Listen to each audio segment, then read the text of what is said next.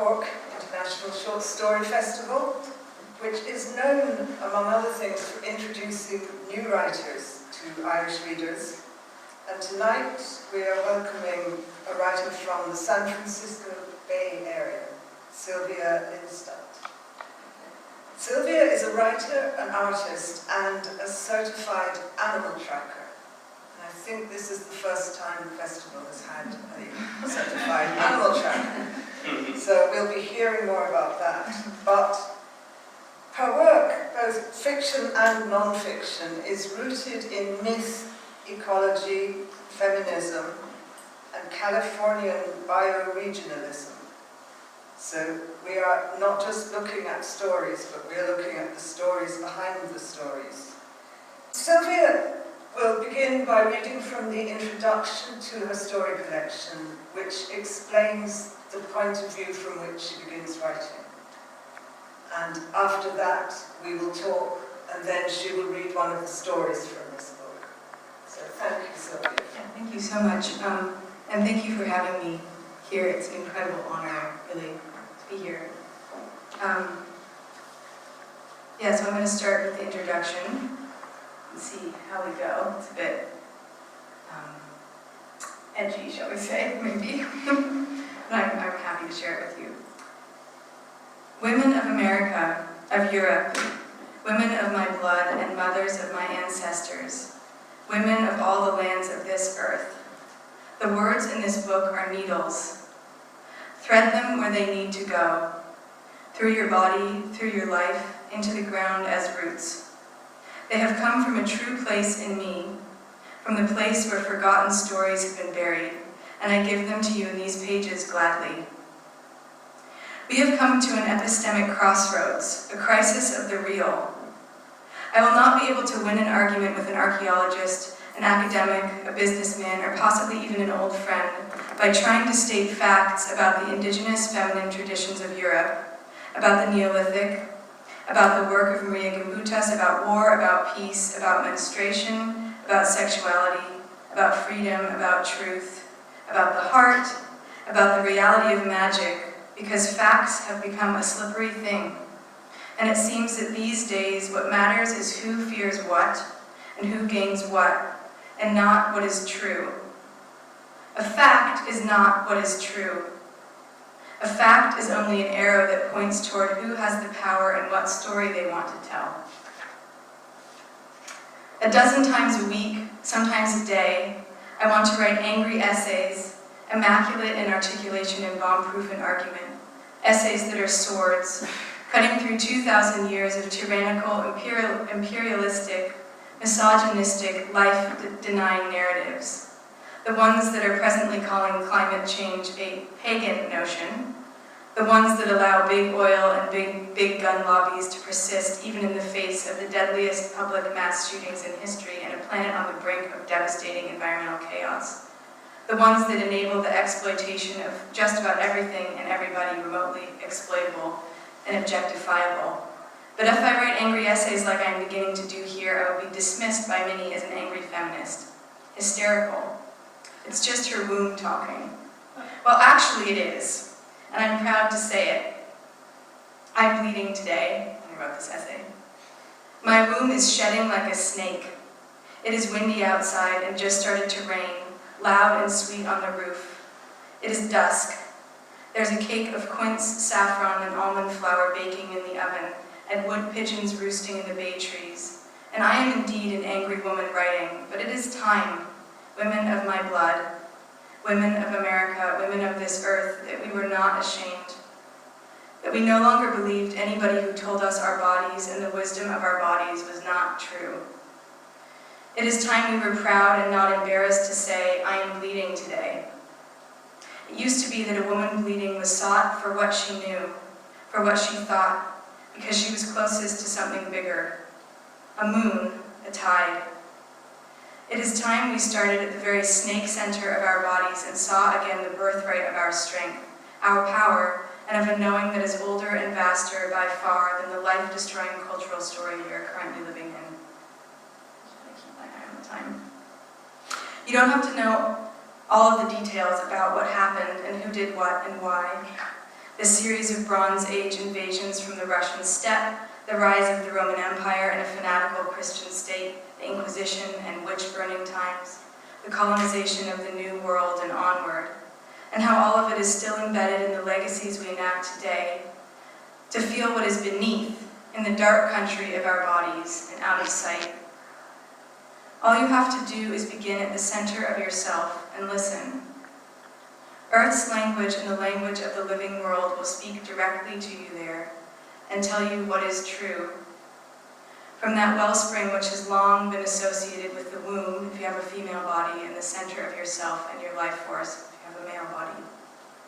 I want to pause here and make clear that this book, though deeply feminine, is not for women, but for men too, and everybody between, around, above, below, and sideways from these gender designations.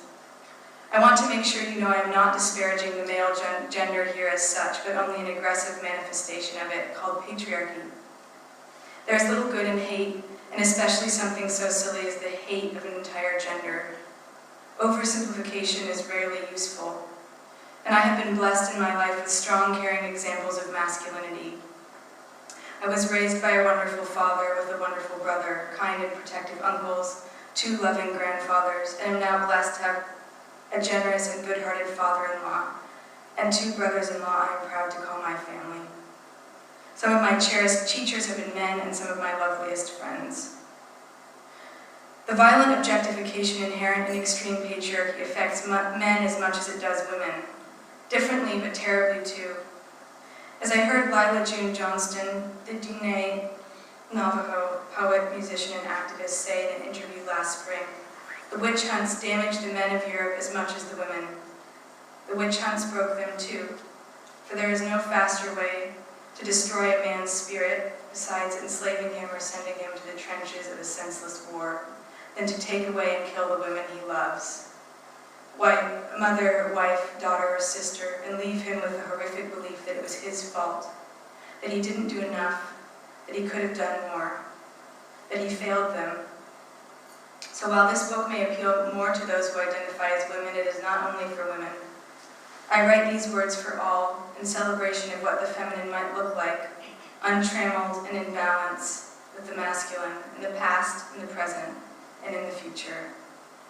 I believe we are walking around with the witch trials still burning in our blood, and it is time to turn and look.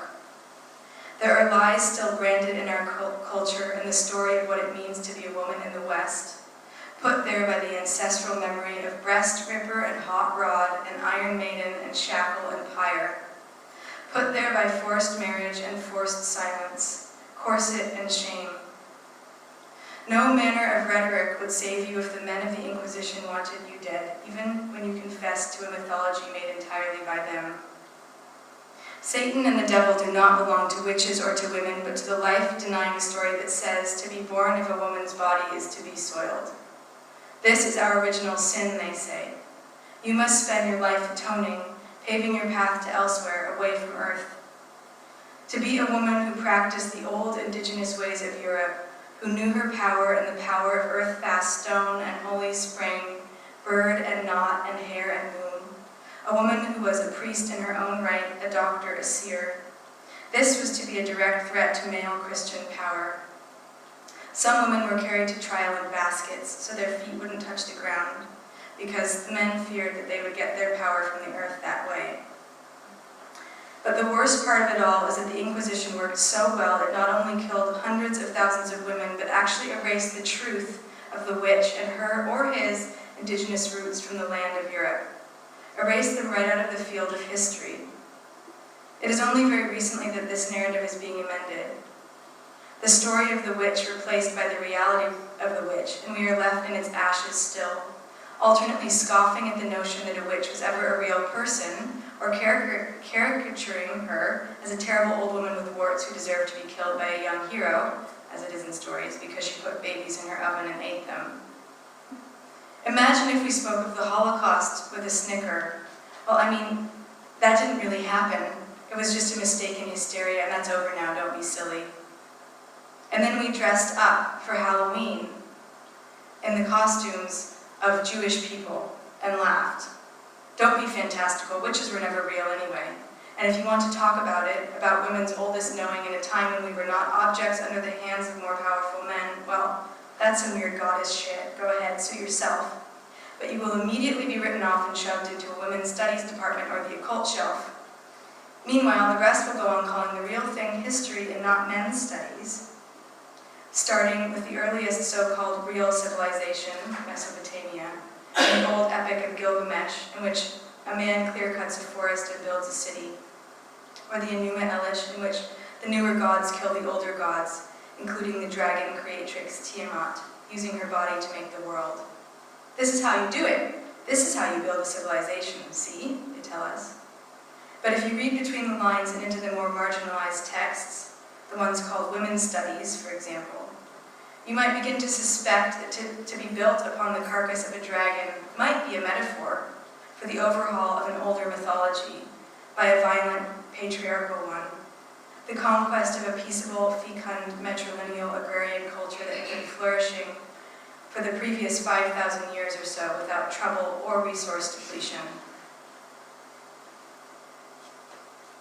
Yeah, okay, that's what you wanted, yeah. Don't get me wrong, I spend a lot of time in the bookstore in the women's studies section. I make a beeline straight for the mythology shelf and the science fiction and fantasy wing. Deeply intelligent, important things are being written and published and placed in these sections, and I feel most at home among them. Here be dragons. But I think there's something inherently troubling about the way this genreification of both fiction and historical studies creates a hierarchy that looks a whole lot like the hierarchies of the Roman Empire, the Christian state, the US government, the workplace, and in many cases the home, whatever we say about feminism. Thank you.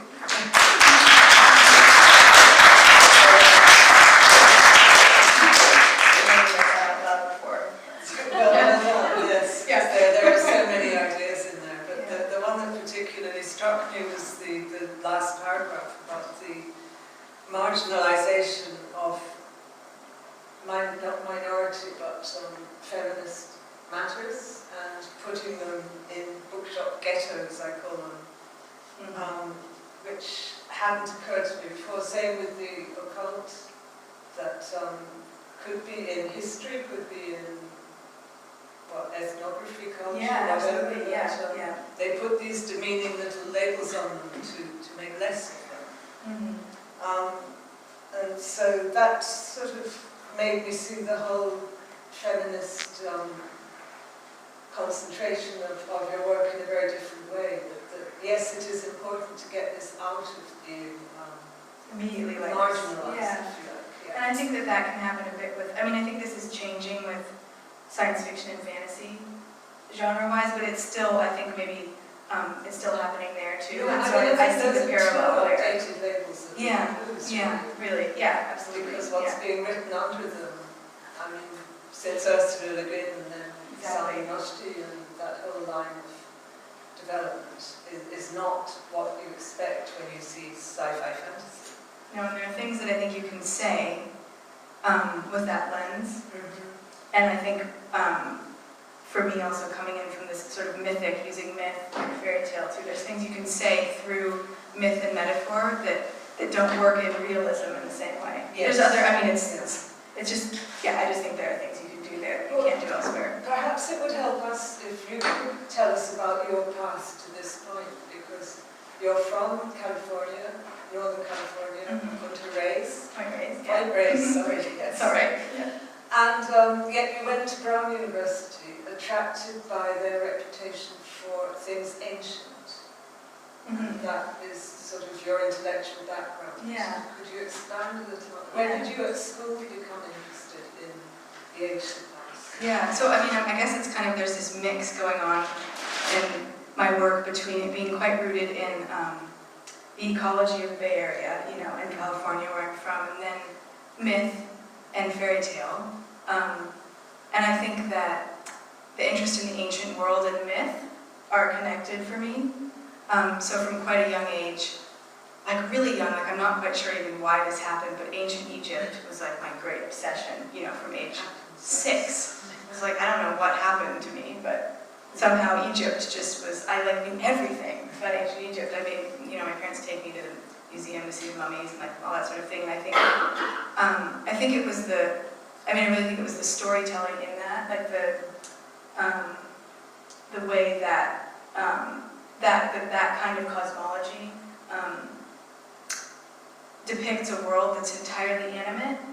You know, where like the gods are part animal, or the sky, or this deep animism of ancient myth and the worldview of ancient peoples just spoke to me on a really deep level. Like it felt like, and a deep spiritual, I think this idea that everything is alive and everything has a soul. You see that in myth throughout the world, that everything is animate, really. And I think that spoke to me on a really deep level. That I don't think I could quite even understand at that age. It just felt true to me. And then when I started to read chapter books, get into reading, it was always fantasy books, or books that were retelling of fairy tales or myths set in the ancient world. I think because they could still do that. You were allowed to do that in that kind of book. You're allowed to have everything speak and everything in the living world actually have a soul, be a subject in its own right. This is kind of this big thing for me in my writing, to kind of allow the whole natural world to actually be alive and speak again through our storytelling. So it expands, the capacity of the novel or the story to include the sort of more than human world again. Because if you look, at our history, as a species, storytelling for most of time has involved more than just humans. It's that's what myth is. It's the whole cosmology of the world. The Earth's, all the systems of the Earth are storied. And they have their voices. And they have their voices, and you situate yourself amongst them, and somehow that feels, maybe there's just a sense of belonging for me, I feel. It makes me feel, it just makes the most sense to me. I don't really know what else to say. And so, and how did this, let's say, intellectual interest connect back to the outdoor world, the natural world? Yeah, I think Or the wild world? in studying myth and ancient cultures in that way, and indigenous cultures as well, and seeing this sense of everything being interconnected and alive, and this sense of belonging that comes from that. I thought, as this person of extremely mixed European heritage, from half, Western Europe, living in California on land that was forcibly stolen and then occupied by European people from many different Native American tribes. There's just a lot of confusion and guilt in me about that. But I thought, you kind of have to start right where you are. So right where I was, the land where I'm from, I decided, I think it was actually from reading Gary Snyder, the California poet. He was a big inspiration for me, kind of at the time that my, when I was in college and my writing was kind of coming into whatever, itself. He wrote, there's a collection of essays called, I think, A Place in Space, or this idea of finding our place in space, rooting right where you are, and then focusing your attention instead of on, the whole state or the whole country or the whole world, just within a 5-mile radius of your home, and really learning intimately, the plants, the animals, the geology, the history, human history, natural history, and then writing from that place. And what it would look like, actually, if we each rooted deeply in the place right where we were and moved from there. And it's, I think, kind of this almost quest for belonging, to feel like you belong somewhere. And this might be a sort of a particularly white American thing too, this feeling of just rootlessness and guilt and confusion about what belonging means. So yeah, I come from a really beautiful place too, so I was going to say, does it help that there are still huge areas of wilderness quite near the city, as I understand? Quite near, yeah. So I live an hour and a half north of San Francisco, driving, but much more quickly than that you can get out to wildland where there are mountain lions there, living there. I remember reading Rebecca Solnit, Yeah. who lives somewhere where she can go out of the front door and walk and be in wilderness. Yes. Relative Yes. wilderness? Yes, yeah. I mean, even in like high urban, I lived in a place called Berkeley, some of you have heard of Berkeley. And you can drive 10 minutes up to the ridge and there's vast open space. And the mountain lions literally do like sometimes come down into the city, and that's never a good story for the mountain lion, unfortunately, but they tend to end up dead.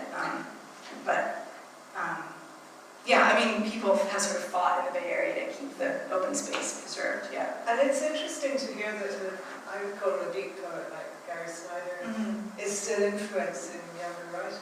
Yeah, I think in California, well, I don't know, maybe here too, but like he's still like really cool. Yeah, he is.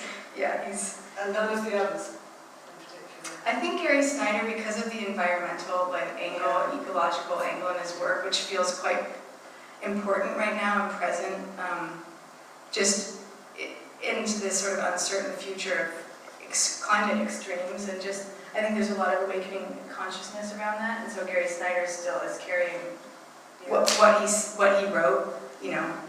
It's still it almost feels more relevant than ever. I think. Yeah. Well, I think this might be a good point at which to hear one of your stories, because I'm sorry to be grilling you on your background, but it's just so different and it's very interesting. But it would be lovely now to hear stories. All right, I'll read a story. Since I read you the introduction bit from this, I think I should subject you to a story from this book as well. This one, I think I can read you the whole thing because it's short. It's called When Dragons Came. So there's that connection. I don't think I really need to tell you what it is, I'll just read it.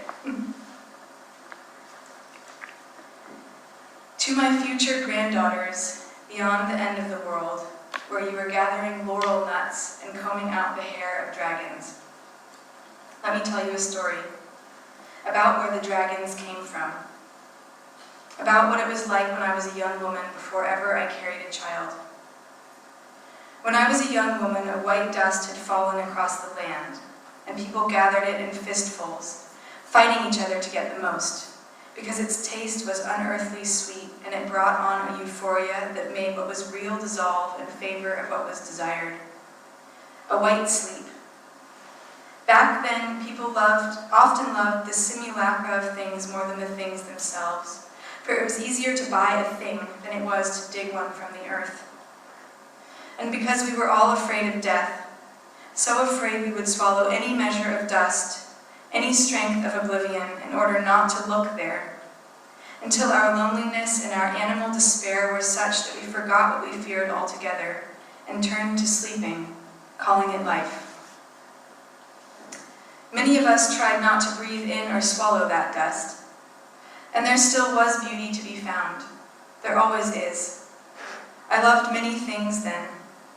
The bay at high tide with a heron walking, any number of stars, gathering nuts from the autumn wood, your grandfather and the warmth of his hand, food shared with family, with mother and father and brother, with grandparents and uncles and aunts, music under a moon, a fire in the hearth, tea brewed and wool, rain, always forever rain. You could still find such things if you sought them, but you were often alone in the seeking, bumping into others there only as in a dark wood, each desperate for something whole and old and earthly that none of us could ever find entirely or name. In those times, whatever was easiest was called best, and as always, whatever served the ones who had the most possessions to lose. Not the most life to lose, but the most control over death. For it was not any of us alone, but Earth, who had the most life to lose, and lost it daily, hourly, under the thrall of that white dust, that sleep, that terrible need, and the howling loneliness that crouched behind it all, devouring. There came a day one autumn when we knew the world would end. Your grandfather and I were clearing the dying oaks from the land we loved, the land where we were making a new home, our round tent of felt and canvas and hearth to stand inside the changing. Votes came in. Everything we had feared, everything we had not believed, began to come to pass in the hands of one too white with dust to rule, and yet who ruled nonetheless, by the will of the people and their sorrow, and later, by a will only his own. No one believed in dragons then, because they had gone into the earth long, long before. There were stories, broken ones, in which dragons burned towns and men killed them for it. Nobody remembered that the older name for dragon was hidden inside the lava and inside the moon, and that bones kept it safe even unto our day, far down in the ground. We didn't know we were burning their blood to power our world, not then. We didn't know they might be as small as moths or as large as the entire night sky, and that they could fly through the earth just as easily as the air. We didn't know because we had been afraid for a very long time and asleep and alone.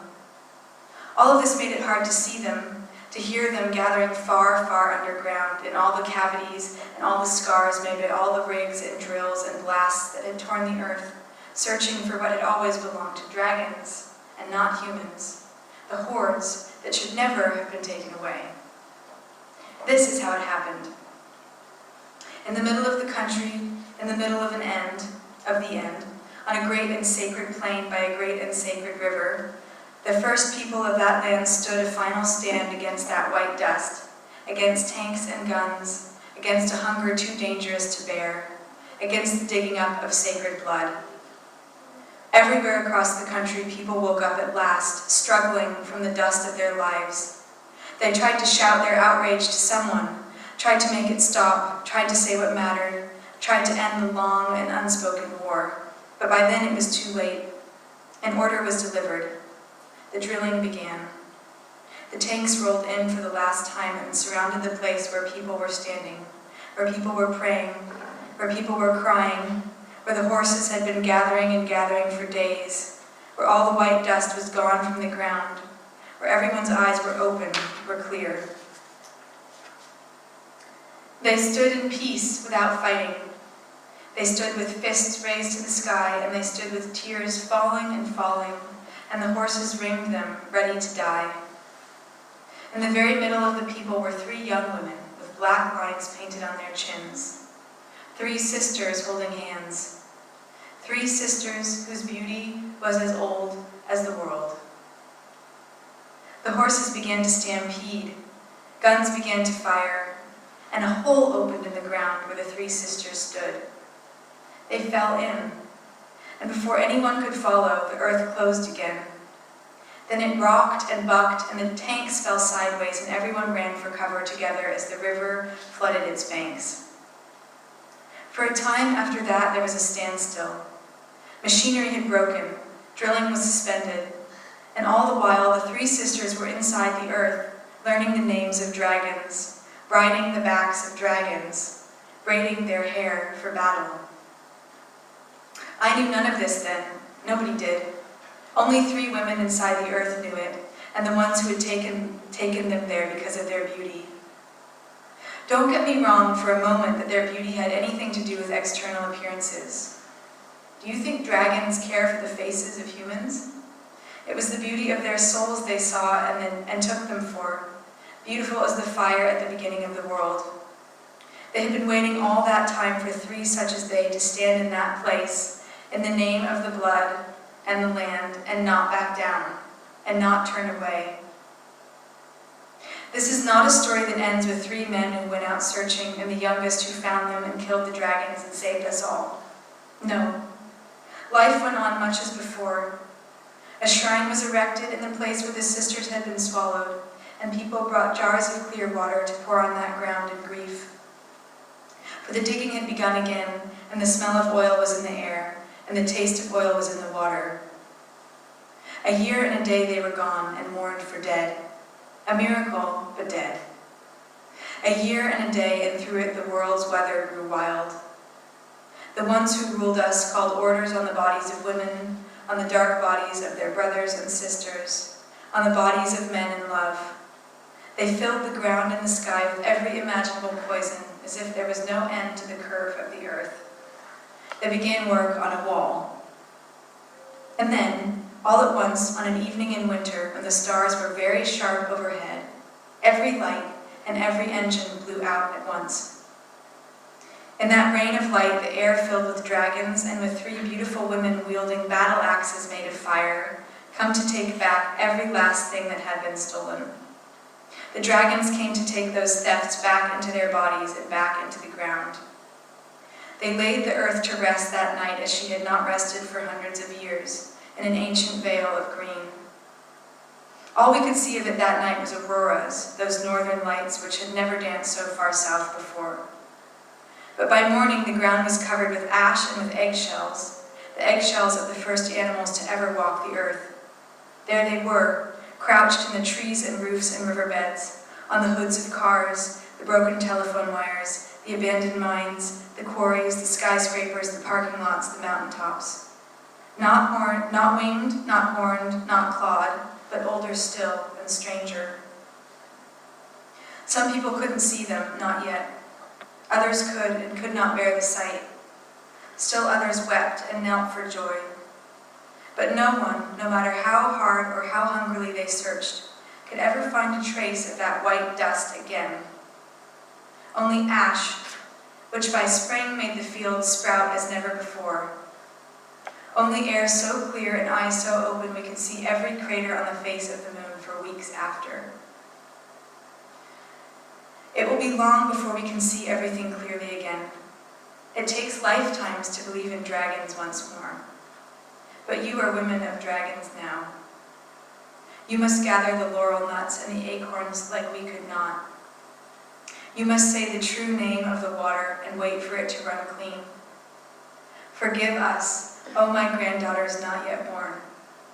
I am so sorry, my dear ones, for we have woken the dragons that you must learn to ride. So may you be beautiful in soul, and may they come courting you. May they swallow you whole and make you theirs again, keepers of the oldest justice, hers.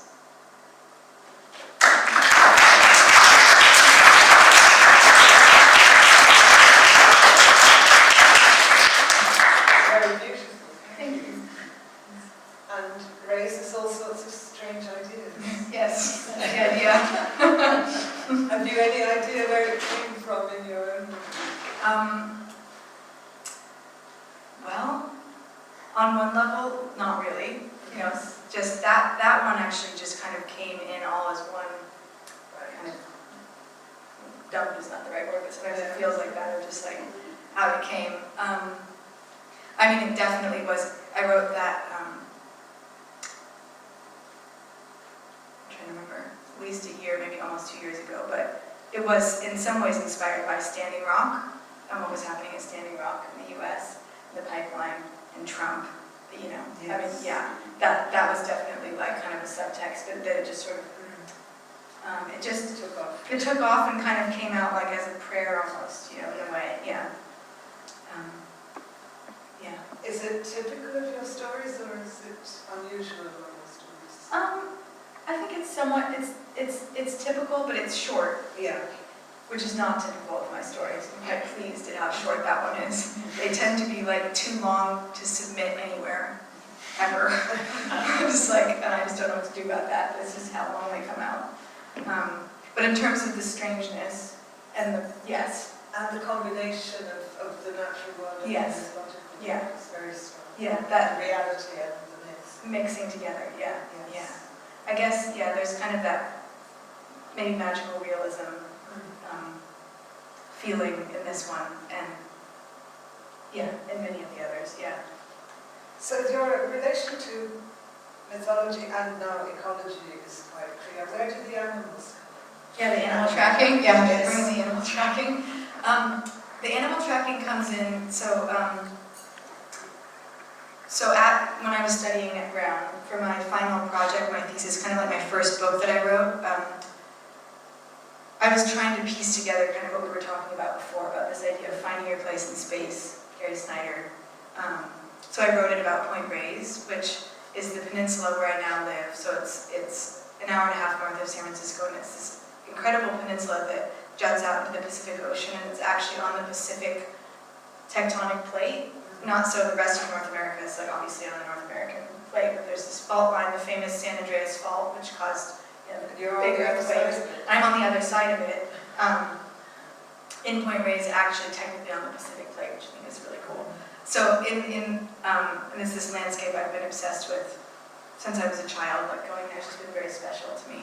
And so I decided to just root this whole thesis in that landscape and basically try to kind of, it was kind of fiction, it was kind of poetry, it was kind of just a lot of things together, but kind of trying to like span deep time, geologic time, mythic time, natural history, European history, just like all these different layers in the storytelling. And so I did my final semester in Berkeley to be able to like be there and do a bit more study, like actually close. On the spot. And I was really sick of being on the East Coast, and I was trying to come up with any excuse to be back in California.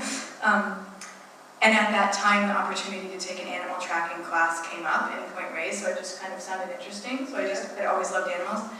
But almost immediately, like what struck me about it and what really kept me there was that it was like learning a new language. I mean, it felt like almost the oldest form of storytelling, and this really struck me quite profoundly. That what you're really learning to read, you're learning to read the patterns that each different animal leaves on the landscape as a way of reading like what they're doing, who they are, their lives, like in this really specific way. And the only thing that it's comparable to is like reading, like learning to identify sign. You're identifying signs and then taking meaning from those signs and telling a story about what you're seeing.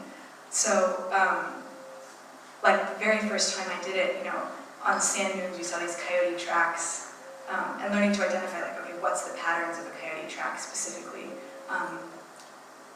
But I was like ecstatic. It was kind of this like crazy experience. It made me so happy I couldn't even believe it. It was like it touched like some really deep part of your brain that I think we probably all would be touched there in a way that triggers like this like sign recognition, storytelling, and also this sense that like each animal life suddenly became really specific to me.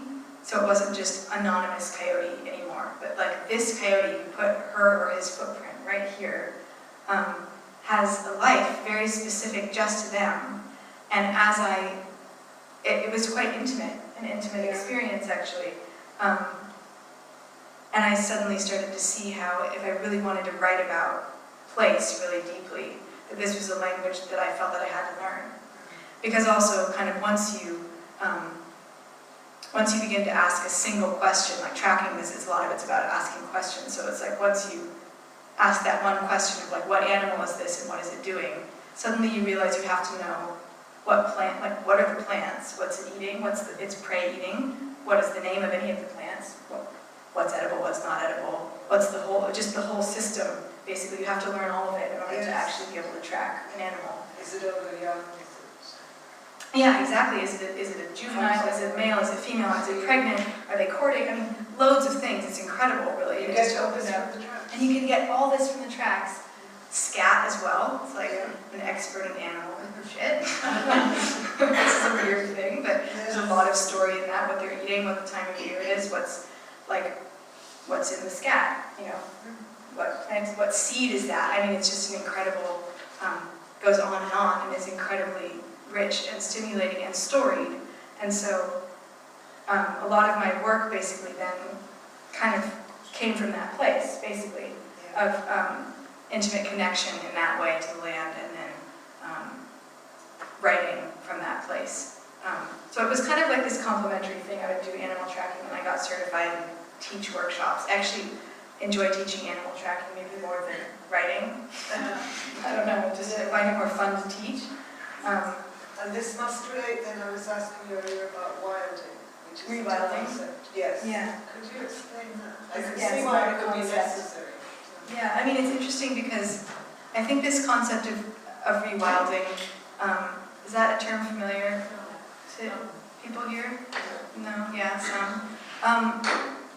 I think there are some like possible visions of rewilding, parts of Europe, literally meaning like bringing back large predators. Like that's one thing that it can mean. Yeah. to balance ecosystems again, because apex predators are really important. So I think actually the term technically might have started there. In North America, that's not quite as necessary, but I think the concept is more like this idea of rewilding like ourselves, you know, as humans, as like not really domesticated animals, actually. We're not really. We try to be, but that's something that Connected I don't really, you know. something more primitive. Yeah, something more just like primitive, or even maybe, I don't know, primitive, just like essentially human, really, like, I think maybe this, even coming back to this like animist worldview, you know, that everything is alive and everything speaks, and we are we are a piece of that interconnected web. We're not standing outside of it, and I mean, rewilding, it means so many different things. It's become like a pretty hip word, I feel like, in the US, and maybe here in some circles too. You can rewild like your food and start eating only wild, you know, foods. Yeah, or like your clothing. With writing, I think I kind of was applying it to fairy tale and myth. So the specific place that I used that word was in this project that I had called the Grey Fox Epistles, which is how I made money for a little while as a writer, where I sent out what I called rewilded fairy tales to subscribers all around the world, so they get one short story a month for 13 months, which was really intense thing to do for me. They were like really long every month. It's like, wow, somehow I survived doing that. But each one was a different fairy tale from my like background, my bloodline. So I was trying to pick fairy tales and stories that were in my bloodline and retell them set in California. So that was this rewilded fairy tales. And the point was kind of, instead of trying to understand the landscape that I was in mythically, by appropriating Californian Indian native stories, I thought I should probably start with the ones that were in my bloodline instead of stealing other people's, and see what happened when I like set them in California, Which would be like and made them kind of wild. Yeah, like suddenly, you know, there's a mountain lion, for example, or just the ecology of California meeting these old world stories, and just kind of see what happened. like this Red Riding Hood. Yeah, exactly. Like, didn't use that one, but stories like that. Yeah, I'm trying to think of if there were familiar ones that I used. Wild swans. Yeah, that was one. Anyway, yeah. So that was my take on rewilding. It was like bringing the wild, California wilds back in the stories. Yeah. Would there be any questions out there? So, yes. Hi. I find your writing really powerful. It's really, really great. In the introduction, you spoke about the importance of finding the center of yourself, one line, with relation to the earth. And then you went on to discuss it a little bit, like talking about Gary Snyder, about learning about where you're from, where you are, and then going out and rewilding maybe another one. Do you have any advice, or practices or readings that help you find the center of yourself, or advice in that? That is a good question. It's a hard question. It's like, that's the quest, isn't it? Right. Like in general. Yeah, I'm like constantly working on that. You didn't go on to speak about it a lot, so, but just any other I did, thoughts yeah. on that? I mean, I think,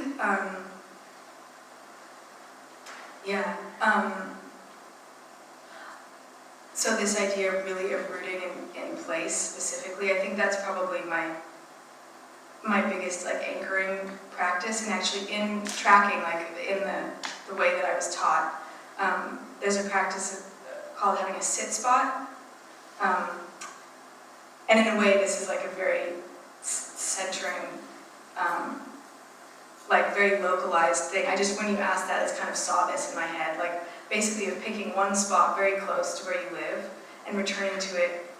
And it doesn't have to be like a, sexy, really wild, like place. It's like be like a park or even whatever, like anything, a tree, like in your backyard. It doesn't have to be like epic mountains because you probably won't do it very often, but it's like this idea of returning to the same spot to sit. It's kind of like meditation, but it's more of like an awareness and nature connection practice, really, of returning to the same place and just observing. Not necessarily actually inwardly, but outwardly. I think a lot of contemplative practice, for very good reason, is inward looking, and sometimes in certain like spiritualities, like connection with animals can feel like it's quite about like, what does this animal symbolize for me? You know, what does it mean for me and whatever's going on for me? But with tracking, it's very much about like just actually sitting down and opening up all of your senses to what's right there, day after day, and not having like a story about it, about what you are seeing, but just, I think the practice would be like, what are you hearing? What birds are you hearing? What do you observe in terms of, the plants, the seed, like any like subtle things. What are the leaves? What do the leaves look like today and tomorrow and the next day? I've done this sitting under a fruit tree when I lived in a city, and really it was quite extraordinary just to watch like the apricot blossoms day by day change. And really, when you come back day after day after day to this, something changes about that place, and also kind of about your connection to the living world. It's so simple that it's a little deceptive, it seems like. It sounds kind of boring. It can be kind of boring, actually. You just kind of have to keep sitting there. And suddenly a relationship does develop with that place. And I think we can often want to go so far, to be confronted with like wildness or extreme natural beauty. But that very intimate practice just in one place, I found it almost the most calming and centering thing. I still do, that I can do. Somehow you come back into yourself that way by going out. I think maybe for a lot of people it's taking the same short walk every day. Yeah, but there is something about sitting too, Yes. that really actually you really just then have to ground, and like listen and observe. Yeah. A lot of writers are naturally concerned with the process of making a living from their art. Yes. And Me as well. touched on a very innovative and novel idea of selling short stories by email through subscription. By post. By post. Physical post. Snail mail. Yes, snail mail. That makes it even more interesting. So the question is, how much you talk about this actually paid your bills for a year. So how much did the subscription cost, and how did you market it? How did you attract enough subscribers to make it work for you? Yeah. Well, I made just enough, just to be fair. It was like, sometimes when I looked at my expenses, I was like, am I making any money? I don't think, but I was paying my rent and I was eating, so it was working well enough, but it was quite extreme. It was $10 a month, so $10 for a story, and they came in like a nice little like brown paper envelope with a wax stamp. It was quite production. And that was probably part of the problem too. It was like I'd be at my desk like drowning in these piles of folding them and stamping them like by hand, writing them all by hand, and but let's see, how did actually, so the artist who did the artwork in Tatterdemalion, as well actually as the cover of Our Lady of the Dark Country, she's Rima Staines is her name, and we became friends like just online, I guess, really from our blogs. This is in the time of blogs, and she had quite a following online already. Selling her artwork that way, so I was partly inspired by seeing her selling her artwork directly that way, and just kind of leveling the playing field a bit, like as an artist, not going through anybody else, but just selling directly to people who wanted her work. And so I think it helped a lot to have her support in the beginning because she had quite a following. So it was really like about kind of building an online community and just starting, having a blog, having the support of artists who were a little bit more experienced already, who were working in this way. And then I don't really know otherwise. I mean, it just had a newsletter, just kept building it and building it. I guess maybe word of mouth. And I think I never had like loads. I think my capacity at any one point to deal with was about like 150 to 200 of them per month. And sometimes I ran 2 projects at once, which was even more insane. So I was writing like short stories and chapters of a book per month. And like, I think I used up all my productivity in those 3 years. And I'll never be able to be producing on that level again. It was just like, it's outrageous. Like I can't, it's not healthy actually. But yeah, it worked just enough. And then I hit kind of creative burnout, basically. Yeah. It sounds to me that on a bibliomaniacal level, there are 200 people out there with literary artifacts, which in one day could be very expensive. Who knows? I put a lot of love into them, so they're good-looking little bundles. Yeah. But they probably need to be edited by now. I'm horrified to look at them again. Yeah. That's. I'm just going to hazard a guess that you're not a Trump voter. And how do you manage to live in America at the moment without being permanently angry? Yeah, well, I've been in Europe for a while right now, actually. It's really a relief. Like, should I just stay? Yeah. You do a lot of sitting. I love sitting, yeah. It helps, actually, to so often be working kind of in the mythic realms, if you know what I mean. That I think in some ways the only way to kind of understand Trump and what's going on is there's almost like a mythic dimension to it. Feels like to me. Like, and sort of zooming out and seeing almost these like larger cycles and forces at work through him. I mean, I really do feel that way sometimes, that there's this strange like dark magic going on or something. It's really frightening. But I mean, on a daily level, I don't really know what to say. It's really depressing and scary, and I think everybody I know feels that way and kind of doesn't quite know what to think or what to do, and it feels quite surreal a lot of the time. Like, it's surreal, and almost you get to that point though where it's so bad every day that there's a way that it's sometimes to block it out, which is also not good and almost feel like it's not real or something. But I do see a lot of people in a way really rising to the occasion suddenly. It's like there's this,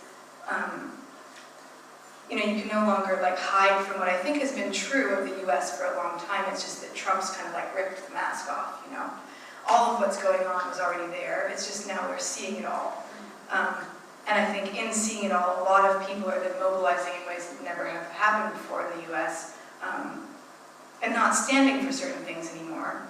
Like, maybe on like a community level, community by community, but on a national level, it's horrific,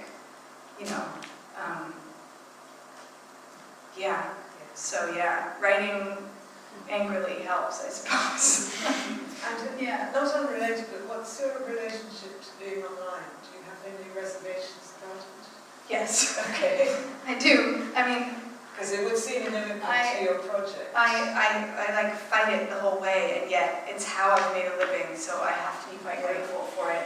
And it really, there's like sort of there's like a democratizing effect kind of the internet as an artist, that I think there are possibilities in it as an artist that weren't there before, and that's incredible.